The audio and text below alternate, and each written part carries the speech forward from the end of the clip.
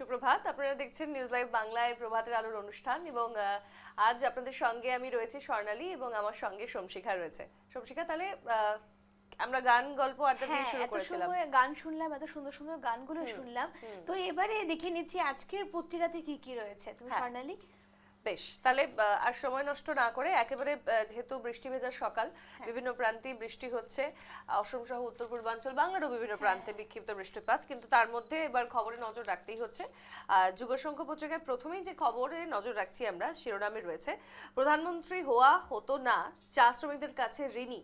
এই মন্তব্য কিন্তু প্রধানমন্ত্রী নরেন্দ্র মোদীর। আমরা জানি যে ইতিমধ্যেই প্রধানমন্ত্রী নরেন্দ্র মোদী রয়েছেন অসম সফরে। গতকালকে তিনি কোকরাঝাড়ে আসার কথা ছিল, জনসভায় অংশ নেওয়ার কথা ছিল, কিন্তু আবহাওয়া প্রতিকূল হওয়াতে তিনি ভার্চুয়ালি সেখানে অংশগ্রহণ করেন এবং তারপর গুয়াহাটি চলে আসেন গতকাল। অর্থাৎ আমরা জানি যে শুক্রবার রাত যাপন করেন তিনি কৈনাধরায়, এবং তার আগে জ্যোতি বিষ্ণু প্রকল্প বা জ্যোতি বিষ্ণু প্রেক্ষাগৃহে তিনি ছিলেন। সেখান থেকে ভাষণ রেখে তিনি বলেছেন যে তিনি চা শ্রমিকদের কাছে ঋণী থাকবেন সর্বদা। তার কিন্তু প্রধানমন্ত্রী হওয়া হতো না যদি চা শ্রমিকরাই না থাকতেন। অর্থাৎ একজন চা ব্যাপারী থেকে তিনি যেভাবে প্রধানমন্ত্রী হয়েছেন সেই কথাও কিন্তু তিনি তুলে ধরেছিলেন গতকাল। আমরা পড়ে নিচ্ছি বিস্তারিত কি বলছেন নরেন্দ্র মোদী। যুদ্ধের পরিস্থিতিতে অপপ্রচার, গুজব ছড়াচ্ছে কংগ্রেস। অর্থাৎ শুধুমাত্র এই মন্তব্য নয়, বিভিন্ন ইস্যুতে তিনি শান দিয়েছেন।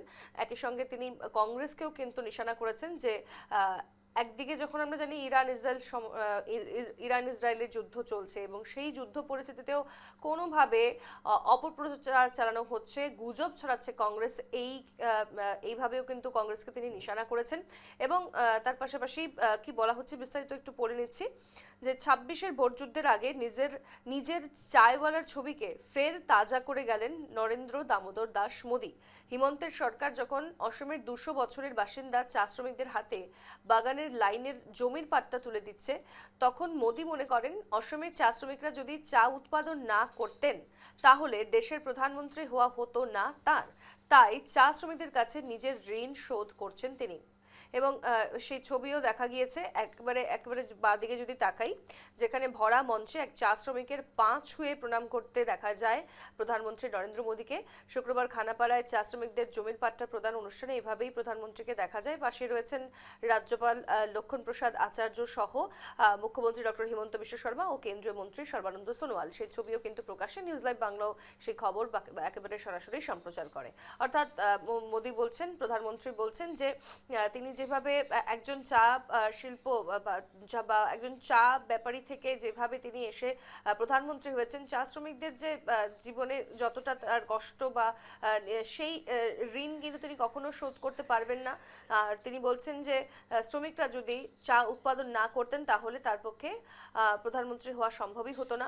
উত্তর পূর্বের অষ্টলক্ষ্মীর ভবিষ্যতের মডেল হচ্ছে অসম, এই মন্তব্যও করেছেন প্রধানমন্ত্রী নরেন্দ্র মোদী। এ ছিল প্রথম শিরোনাম। চলে আসছি এবার দ্বিতীয় শিরোনামে, একেবারে বাদিকেই রয়েছে যে গুয়াহাটিতে 19,480 কোটি টাকার প্রকল্পের শিলান্যাস করেন প্রধানমন্ত্রী নরেন্দ্র মোদী। ভার্চুয়ালি কোকরাঝাড়ে বিভিন্ন প্রকল্পের শিলান্যাস করেন প্রধানমন্ত্রী এবং এখনো পর্যন্ত 3টি ট্রেনের যাত্রার সূচনা করা হয়েছে।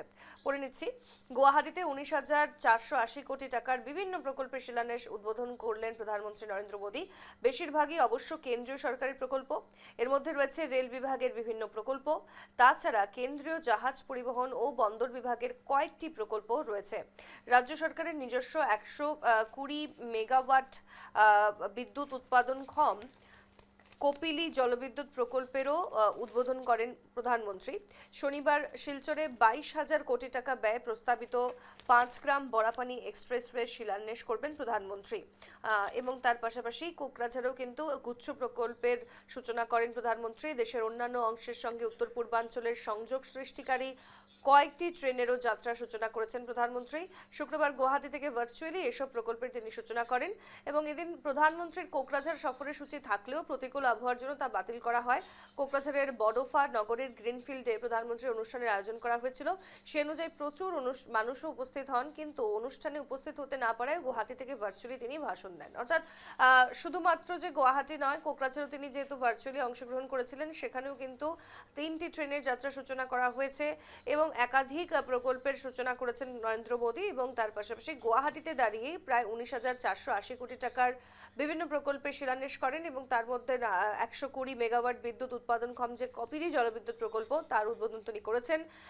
এবং আজ যেহেতু আমরা জানি যে শিলচরে তিনি যাচ্ছেন, সেখানেও 22,000 কোটি টাকা ব্যয় প্রস্তাবিত যে 5 গ্রাম বরাপুনি এক্সপ্রেসওয়ে, সেই এক্সপ্রেসওয়েরও কিন্তু শিলান্যাস করবেন প্রধানমন্ত্রী। এখন দেখতে হবে যেহেতু আবহাওয়া কিছুটা খারাপ এখনো, সেক্ষেত্রে যেহেতু কোকরাঝাড়ে তিনি কাল ভার্চুয়ালি উপস্থিত হয়েছিলেন, বরাকে আজ তিনি যেতে পারেন কিনা সেদিকে কিন্তু আমরা নজর রাখতে হচ্ছে।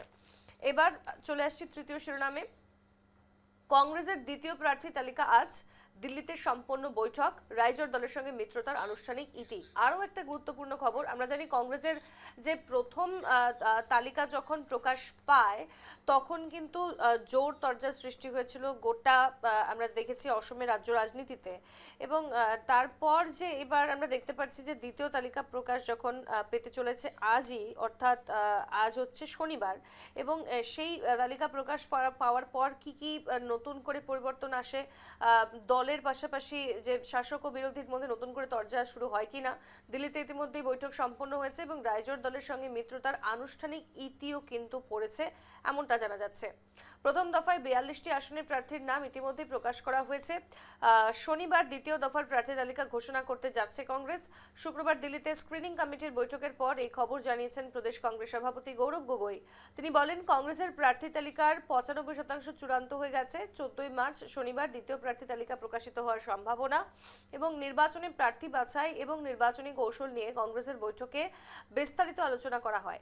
কংগ্রেসের সর্বভারতীয় সভাপতি মল্লিকার্জুন খার্গের সভাপতিত্বে অনুষ্ঠিত বৈঠকে লোকসভার বিরোধী দলনেতা রাহুল গান্ধী, অসম নির্বাচনের জন্য গঠিত স্ক্রিনিং কমিটির অধ্যক্ষা প্রিয়াঙ্কা গান্ধী, সাংগঠনিক সাধারণ সম্পাদক কেসি বেণুগোপাল, অসম কংগ্রেসের দায়িত্বপ্রাপ্ত সাধারণ সম্পাদক জিতেন্দ্র সিং উপস্থিত ছিলেন। প্রদেশ কংগ্রেস সভাপতি গৌরব গগৈ ছিলেন সেই বৈঠকে। বৈঠকে প্রার্থী নিয়ে আলোচনা ছাড়াও বিরোধী জোট গঠন নিয়েও আলোচনা করা হয়। রাজ্যের দলের সঙ্গে জোট গঠনের সম্ভাবনা ভেস্তে গেলেও গৌরবের দাবি যে জোটের ক্ষেত্রে সাময়িক বিরতি নেওয়া হয়েছে, জোট ভেঙে দেওয়া হয়নি। একটা গুরুত্বপূর্ণ মন্তব্য গৌরব গগৈ করছেন যে সাময়িক বিরতি তারা নিচ্ছেন জোট থেকে, কিন্তু জোট এখনো ভেঙে দেওয়া হয়নি। তবে আজকে তালিকা প্রকাশ পাওয়ার পর আমাদের সেদিকে নজর রাখতে হবে শমশিকা, যে প্রথমবার 42 জন তালিকা যখন 42 জন প্রার্থী তালিকা প্রকাশ পেল, তারপর আমরা দেখেছি দীর্ঘ জলঘোলা হয়ে গিয়েছে। কংগ্রেস কর্মীরা নিজেদের মধ্যেই আবারও দ্বন্দ্বে জড়িয়ে পড়ছেন, কোথাও বিক্ষোভ, বিভিন্ন একই সঙ্গে যে টাকা দিয়ে নয় ছয় টিকিট কেনা নিয়ে যে সমস্ত ঘটনা চোখে পড়ে সেগুলো হয়েছে। এবার দেখতে হবে আজকের পর কি কি নতুন করে চর্চা। এবার নিয়মে বার্তা দ্বিতীয় খবরের শিরোনাম আমরা নিয়েছি দ্বিতীয় খবর পত্রিকা, এবং প্রথমেই যে খবর নজর রাখার মতো, অসমবাসীকে 24,000 কোটি টাকার উপহার দিলেন প্রধানমন্ত্রী মোদী, এবং চা শ্রমিকদের সেবা জানিয়ে মোদী দিলেন ভূমি পাট্টা। আর সেই ছবি আবারও প্রকাশ্যে একেবারে নজর কাড়ার মতো, যখন চা শ্রমিক মহিলার একেবারে পা ছুঁয়ে প্রণাম করতে গিয়েছিলেন প্রধানমন্ত্রী। মঞ্চে উপস্থিত ছিলেন মুখ্যমন্ত্রী এবং কেন্দ্রীয় মন্ত্রী সর্বানন্দ সোনোয়াল, এবং তার পাশাপাশি আমরা দেখেছি যে রাজ্যপাল, তাকেও দেখা গিয়েছে। এবার যদি নজর রাখি বেশ কিছু খবরে, যে বিশেষ করে যে শিরোনামগুলো রয়েছে, যে তিনসুকিয়ার চামদাং চা বাগানের সুশীলা গোয়ালার চরণ স্পর্শ করে অসমের মাতৃ সমাজকে সম্মান। এই হচ্ছে সেই মহিলা যার নাম হচ্ছে সুশীলা গোয়ালা, তারই কিন্তু পা ছুঁয়েছিলেন প্রধানমন্ত্রী নরেন্দ্র মোদী, এবং অসমের গোটা মাতৃ সমাজকে তিনি সম্মান জানিয়েছেন। কংগ্রেস দশক ধরে চা বাগানের শ্রমিকদের ভূমি পাট্টা না দিয়ে এক ঐতিহাসিক অন্যায় করেছিল, সেই অন্যায় বিজেপি শেষ করলো, এই মন্তব্য কিন্তু প্রধানমন্ত্রীর মুখে শোনা গেছে। অসমে উৎপাদন হওয়া চা গুজরাটে বিক্রি করে রাজ্যের সঙ্গে তার একটি সম্পর্ক দীর্ঘদিন থেকে গড়ে উঠেছিল, অর্থাৎ অসমের কথা বলছেন তিনি, যে অসমের চা যখন গুজরাটে গিয়ে বিক্রি করা হচ্ছিল, সেই ক্ষেত্রে কিন্তু প্রধানমন্ত্রী মোদীর অসমের সঙ্গে দীর্ঘ এক সম্পর্ক গড়ে উঠেছিল, এবং গতকাল অর্থাৎ শুক্রবার তিনি যখন এসে চা শ্রমিকদের হাতে সেই ভূমি পাট্টা প্রদান করলেন, তিনি খুবই কিন্তু সাধুবাদ জানালেন গোটা বিষয়টাকে, এবং তিনি নিজেও কিন্তু প্রশংসা পেয়েছেন, এবং তাকেও কিন্তু অনেকেই ধন্যবাদ জানাচ্ছেন। নামনি অর্থাৎ নিম্ন কপিলি জলবিদ্যুৎ নুমলিগড় শোধনাগারের পিওএল টার্মিনাল এবং তারপর রঙিয়া থেকে মুরকং সিলেক্ট সহ তিনটি বৈদ্যুতিকরণ প্রকল্প একেবারে দেশকে উৎসর্গা করা হয়েছে। ফরকাটিং থেকে তিনসুকিয়ার যে রেল লাইন, সেই রেল লাইন দ্বৈতকরণ প্রকল্পের আধারশিলা স্থাপন করা হয়। গুয়াহাটিতে একতা মল উদ্বোধন করা হয় এবং আজ অর্থাৎ শনিবার শিলচরে ভূমি পূজন রয়েছে। উদ্বোধন করা হবে প্রায় 23,550 কোটি টাকার প্রকল্প। অর্থাৎ গতকাল থেকে আজ এই দুদিনের সফরে মূলত কি কি বিষয়ে নজর রাখা হলো সেগুলোই কিন্তু তুলে ধরা হয়েছে নিয়মিত বার্তায়। এবং আরও একটি ছবিও প্রকাশে, যেখানে এক চা শ্রমিক ভাইকে তার হাতে কিন্তু জমির পাট্টা প্রদান করতে দেখা যায় প্রধানমন্ত্রীকে, এবং সঙ্গে মঞ্চে উপস্থিত ছিলেন অসমের মুখ্যমন্ত্রীও। এক ইতিহাস রচনা করে আজ অর্থাৎ গতকালকের কথা বলা হচ্ছে, শুক্রবার 2 শতক জোড়া প্রতারণার অবসান ঘটিয়ে প্রধানমন্ত্রী নরেন্দ্র মোদী রাজ্যের চা শ্রমিকদের ভূমির পাট্টা বিতরণ করলেন এবং একই সঙ্গে শুভারম্ভ করলেন গোটা অনুষ্ঠানটি। এই ছিল প্রথম শিরোনাম। আমরা চলে আসছি দ্বিতীয় শিরোনামে। নিচেই রয়েছে, কোকরাঝাড়ে 4,570 কোটির প্রকল্পের উদ্বোধন, আধারশিলা করেন প্রধানমন্ত্রী মোদী। এবং তিনি বলছেন যে মিথ্যা প্রতিশ্রুতির দোকান, কংগ্রেস হচ্ছে বিজেপির দিনে বড়োল্যান্ডে উন্নয়নে জোয়ার, অর্থাৎ মিথ্যে প্রতিশ্রুতির জোয়ার এনে দিয়েছিল কংগ্রেস, কিন্তু বিজেপির দিনে বড়োল্যান্ডে উন্নয়নের জোয়ার হয়েছে। সেখানে এই যে অনুষ্ঠান, কোকরাঝাড়ের অনুষ্ঠানে প্রধানমন্ত্রী ভার্চুয়ালি উপস্থিত থেকে এই মন্তব্য করেন। এবং কংগ্রেস ভুয়ো প্রতিশ্রুতির দোকান, এমনটাই কিন্তু বলছেন প্রধানমন্ত্রী। প্রত্যেকটি ভুয়ো প্রতিশ্রুতির সঙ্গে 4টি সুপার মিথ্যে উপহার তারা দিয়েছে, কারণ কংগ্রেসের প্রতিশ্রুতি পূরণের কোনো ধরনের সদিচ্ছাই নেই। এবং একই সঙ্গে বিজেপি এবং এনডিএ সরকারের উপর যখন মানুষ ভরসা করতে শুরু করেছে, তখন কিন্তু বিভিন্ন ক্ষেত্রে উন্নয়নমূলক প্রকল্প হোক, কাজ হোক, সেই কাজগুলো হচ্ছে, এমনটাই তিনি জানিয়েছেন। এবং প্রতিকূল আবহাওয়ার জন্য গুয়াহাটি থেকেই জনসাধারণকে ভার্চুয়ালি তিনি সম্বোধন করেন, সেই ছবি প্রকাশ্যে দেখাই যাচ্ছে। আর বাথৌ বৈশাগুয়ে ভারতের সাংস্কৃতিক শক্তিকে আরও বেশি করে সুদৃঢ় করে তুলেছে এই মন্তব্য প্রধানমন্ত্রীর। অসমবাসীর আশীর্বাদে বিকশিত অসমের সংকল্প নিশ্চিতভাবে পূরণ তিনি করবেন, এই মন্তব্য কিন্তু প্রধানমন্ত্রী নরেন্দ্র মোদীর মুখে শোনা যায়। চলে আসবো তৃতীয় শিরোনামে। মজদুরের ত্যাগকে সম্মান জানান মুখ্যমন্ত্রী। 200 বছর পর চা শ্রমিকদেরকে দেওয়া হলো তাদের বলা হচ্ছে যে রক্ত ও ঘামের মূল্য। নির্মাণ করা হবে শ্রীরামপুর থেকে শিলচর পর্যন্ত 4 ঘন্টার সেই রাস্তা, এবং তিনসুকিয়া থেকে গুয়াহাটি পর্যন্ত 6 ঘন্টায় যাতায়াত করতে পারবেন সাধারণ মানুষ। ডেডিকেটেড করিডোর তার জন্য বানানো হচ্ছে। শীঘ্রই শুরু হবে গেলেফু থেকে কোকরাঝাড়ের রেলওয়ে লাইনের নির্মাণ, অর্থাৎ একাধিক কাজ হবে, এমনটা জানিয়েছেন অসমের মুখ্যমন্ত্রী। এবং তিনি বলছেন যে অবশেষে 200 বছর পর কিন্তু চা শ্রমিকদেরকে তাদের যে কষ্টতে রক্ত এবং ঘামের মূল্য দেওয়া হয়েছে, এবং মজদুরকে ত্যাগের সম্মান দিয়েছেন মুখ্যমন্ত্রী, এমনটা জানানো হয়েছে। আর একাধিক প্রকল্পের কথা যেমনটা বললাম।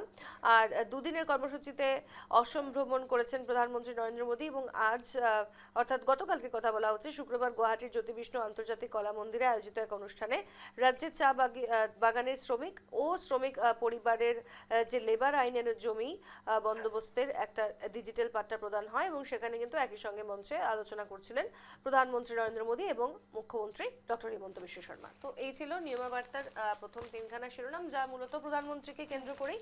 আজ যেহেতু বরাক সফরে তিনি যাচ্ছেন, আজকে আমাদের নজর রাখতে হবে যে কি কি একাধিক উন্নয়নমূলক প্রকল্পে তিনি নজর রাখেন, শিলান্যাস করেন। এবং বরাকবাসীরাও কিন্তু যথেষ্টই প্রধানমন্ত্রীর এই যে ঘন ঘন সফর নির্বাচনের প্রাক্কালে, তারা কিন্তু যথেষ্টই সাধুবাদ জানাচ্ছেন।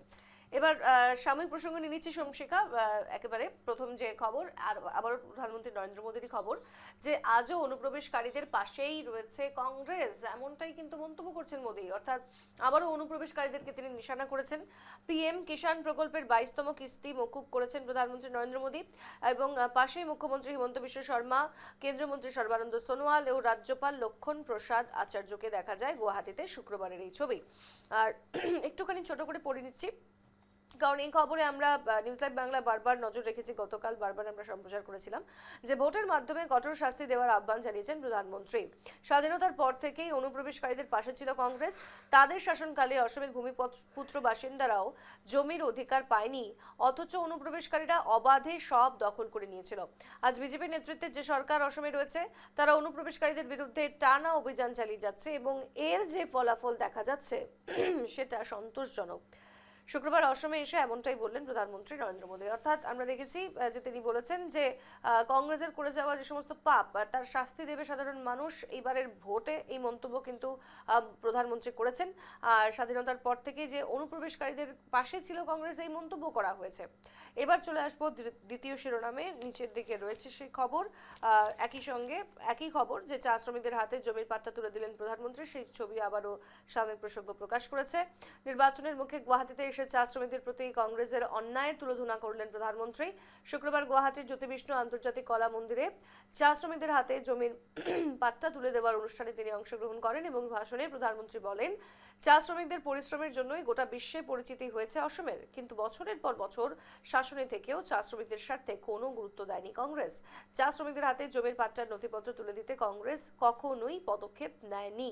কংগ্রেসের সেই ঐতিহাসিক অন্যায় ইতি টেনে বিজেপির আমলে চা শ্রমিকদের হাতে এখন জমির পাট্টা তুলে দেওয়া হয়েছে, এই মন্তব্য প্রধানমন্ত্রীর। তৃতীয় শিরোনামে একটু নজর রাখবো, যে খবরে আমাদের নজর রাখতেই হচ্ছে, বিশেষ করে নিচের দিকে রয়েছে সেই খবর।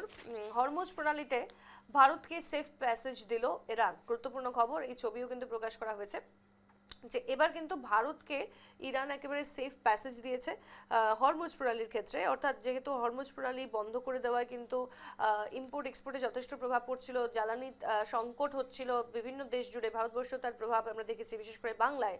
কি হয়েছে এবার আমরা একটু পড়ে নিচ্ছি যে পশ্চিম এশিয়ার উত্তপ্ত পরিস্থিতির মাঝে ভারতের জন্য এক বিশাল কূটনৈতিক স্বস্তির খবর নিয়ে এলো ইরান।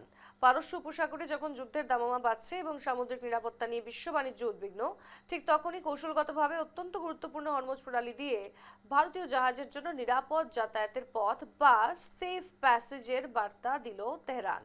ভারতে নিযুক্ত ইরানের রাষ্ট্রদূত মোহাম্মদ ফাতালি জানিয়েছেন যে ভারত ও ইরানের দীর্ঘদিনের অটুট বন্ধুত্বের কারণেই এই বিশেষ সুবিধা পেতে চলেছে দিল্লি। অর্থাৎ আমরা জানি যে ভারত কিন্তু দীর্ঘদিন বহু বছর থেকে ইরানের ভালো বন্ধু রাষ্ট্র বলা যেতে পারে, বন্ধুত্বপূর্ণ সুবিধা রয়েছে। তার জন্য যেন ভারতের জ্বালানি সংকটে কোনো ধরনের টানতেই কিন্তু এই নতুন করে সেফ প্যাসেজ দেওয়া হয়েছে, এমনটাই জানিয়েছেন রাষ্ট্রদূত। আর বিশেষ করে বলা হচ্ছে যে ভারত কেবল একটি বাণিজ্যিক অংশীদার নয়, বরং ইরানের একটি ঘনিষ্ঠ বন্ধু দেশ। বিশ্বের মোট খনিজ তেল ও গ্যাসের একটি বিশাল অংশ পরিবাহিত হয় এই হরমুজ প্রণালী দিয়ে। পশ্চিম এশিয়ায় চলমান সংঘাতের ফলে যদি এই সরু সামুদ্রিক পথটি অবরুদ্ধ হয়ে পড়ে, তবে বিশ্ববাজারে তেলের দাম আকাশ ছোঁয়া হওয়ার সম্ভাবনা প্রবল। ভারত তার অপরিশোধিত তেলের সিংহভাগ এই রুট দিয়েই আমদানি করে। রাষ্ট্রদূত ফাতালি স্পষ্ট জানিয়েছেন, ভারত আমাদের বন্ধু, তাই খুব দ্রুত আপনারা দেখতে পাবেন যে ভারত এই রুট দিয়ে অবাধে ও নিরাপদে যাতায়াত করতে পারছে। অর্থাৎ সেফ প্যাসেজ করে দেওয়া হবে ভারতের জন্য, সেক্ষেত্রে কোনো ধরনের টান পড়তে নাও পারে আগামীতে জ্বালানির ক্ষেত্রে ভারতবর্ষের জন্য। এবং এই বার্তার মাধ্যমে ইরান কেবল ভারতকে আশ্বস্ত করেনি, বরং আন্তর্জাতিক মহলে ভারতের ক্রমবর্ধমান গুরুত্বকেও তুলে ধরেছে। ফাতালি উল্লেখ করেছেন, বিভিন্ন কঠিন সময় এবং যুদ্ধ পরবর্তী পরিস্থিতিতে ভারত নানাভাবে ইরানের পাশে দাঁড়িয়েছে। এই পদক্ষেপটি সেই কৃতজ্ঞতা এবং অভিন্ন স্বার্থের প্রতিফলন। অর্থাৎ এবার বলা যেতে পারে এই যে বন্ধুত্বপূর্ণ সম্পর্ক থাকায় কিন্তু ভারতবর্ষের জন্য একটা সুখবর, যে নিয়ে আমরা জানি চিন্তায় ছিলাম, বিশেষ করে বাংলায় যা প্রভাব পড়েছিল জ্বালানির ক্ষেত্রে সংকট এবং গ্যাস সিলিন্ডারের ঊর্ধ্বমুখী দাম হওয়ায় সাধারণ মানুষ খুবই ভোগান্তিতে ছিলেন, পর্যটনেও তার প্রভাব পড়েছে। আর তাহলে এবার আস্তে আস্তে সমস্যাগুলো মিটবে, সাধারণ মানুষ স্বস্তিতে থাকুন, কোনোভাবেই গুজবে আপনারা কান দেবেন না। এই যে জ্বালানির সমস্যা খুব শীঘ্রই সমাধান পেতে চলেছে। দ্য টাইমস অফ ইন্ডিয়া শেষ পৃষ্ঠাতে হচ্ছে এবং প্রথমেই যে শিরোনাম নজর রাখছি, Tehran will allow Indian ships to pass, Iran is a friend, Modi. গুরুত্বপূর্ণ খবর মাত্রই আমরা পড়লাম স্বামী প্রসঙ্গে, এবার কিন্তু টাইমস অফ ইন্ডিয়া তুলে ধরেছে এবং প্রধানমন্ত্রী নরেন্দ্র মোদীও ইতিমধ্যে জানিয়ে দিয়েছেন যে যেহেতু ইরানের সঙ্গে বন্ধুত্বপূর্ণ সম্পর্ক, তাই এবার কিন্তু Tehran will allow Indian ships to pass, আমাদের ভারতবর্ষের যে সমস্ত জাহাজ রয়েছে ইম্পোর্ট এক্সপোর্টে ব্যবহার হয় সেগুলোকে কিন্তু হরমুজ প্রণালীতে সেফ প্যাসেজ করে দেওয়া হয়েছে আসা যাওয়ার জন্য। অর্থাৎ সেক্ষেত্রে কিন্তু জ্বালানির সংকট খুব শীঘ্রই মিটবে এমনটাই মনে করা হচ্ছে। দ্বিতীয় শিরোনামে নজর রাখি, PM brings ₹24K crore projects to election bound Assam। গুরুত্বপূর্ণ আবারও তারা তুলে ধরেছে, আমরা পড়লাম বিস্তারিতভাবে, একাধিক প্রকল্পের সূচনা তিনি করেছেন, জমি পাট প্রদান করছেন চা শ্রমিকদের সেই খবরও। অর্থাৎ এখনো পর্যন্ত বলা হচ্ছে গোটা অসম জুড়ে কিন্তু 24,000 crore প্রজেক্ট কিন্তু এবার ইতিমধ্যে ঘোষণা করেছেন প্রধানমন্ত্রী এবং নির্বাচনের প্রাক্কালে তা যথেষ্ট তাৎপর্যপূর্ণ। তৃতীয় যে শিরোনাম, 2 Indians killed 10 hurt in drone attack in Oman। গুরুত্বপূর্ণ খবর, দুজন ভারতীয়দের মৃত্যু হয়েছে এবং 10 জন কিন্তু গুরুতরভাবে আহত, যেখানে ওমানের ড্রোন অ্যাটাক হয় সেই ঘটনায়। আমরা পড়ে নিচ্ছি, 2 Indian nationals were killed and 10 others injured in a drone strike in an industrial area in Oman's Sohar province Friday, taking the total number of Indian casualties in the ongoing war in West Asia to 5। তো এই ধরনের ঘটনা ঘটাতে রীতিমতো অসমের ভারতবর্ষের কিন্তু দেখা যাচ্ছে যে অনেকেই কিন্তু আহত হয়েছেন, প্রায় 10 জন গুরুতরভাবে আহত এবং তার পাশাপাশি 2 জনকে কিন্তু মৃত্যুমুখে ঢলতে হয়েছে। এবং এখন দেখতে হবে যে যুদ্ধ পরিস্থিতি কবে গিয়ে স্বাভাবিক হয়। সেক্ষেত্রে দাঁড়িয়ে ভারতবর্ষের পাশাপাশি বিভিন্ন দেশের যারা সাধারণ মানুষ, পর্যটকেরা যারা গিয়েছিলেন অনেকেই আটকে পড়েছেন। তো এই যুদ্ধ খুব স্বাভাবিকভাবেই শান্ত হওয়া উচিত পরিস্থিতি, আলোচনার মাধ্যমে। প্রধানমন্ত্রী মোদীও যেমনটা জানিয়েছিলেন। তাও আজকের মতো আমরা এই সমস্ত খবরে সারাদিন নজর রাখবো, অন্যান্য খবরও থাকবে।